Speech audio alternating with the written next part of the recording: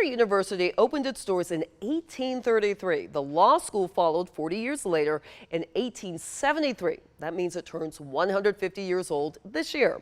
And as Suzanne Lawler shows us, it has quite a history that touches some classic places in Macon. Kind of a historical landmark. Everybody knows the bells that ring on the bell tower. Yeah, we're the second oldest law school in the state of Georgia and really one of the oldest law schools in the country. Karen Snedden is the dean of the law school, and she says at first Mercer Law didn't have degrees. They had apprenticeships to become lawyers.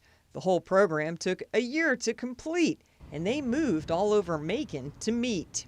So we started actually with our first classes in the Bibb County Courthouse.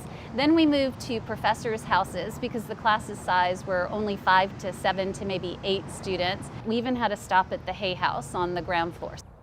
A couple of times in their history, the Mercer Law School shut down for a considerable amount of time. World War I and World War II.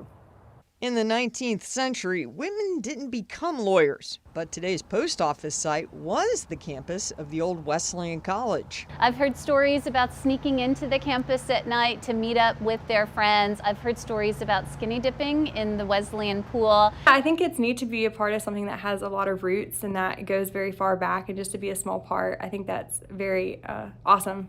Rebecca Lindsay just graduated. She grew up with technology, so it's hard to relate to what life looked like 150 years ago. Probably a lot harder because they didn't have computers and they had to do all their research on books, and I did not want to do that.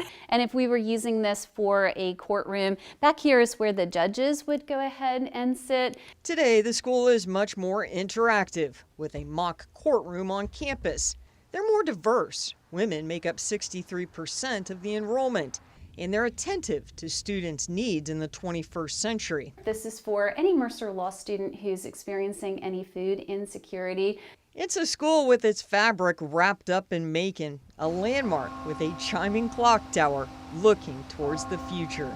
Suzanne Lawler, 13 WMAZ News. Such a cool history.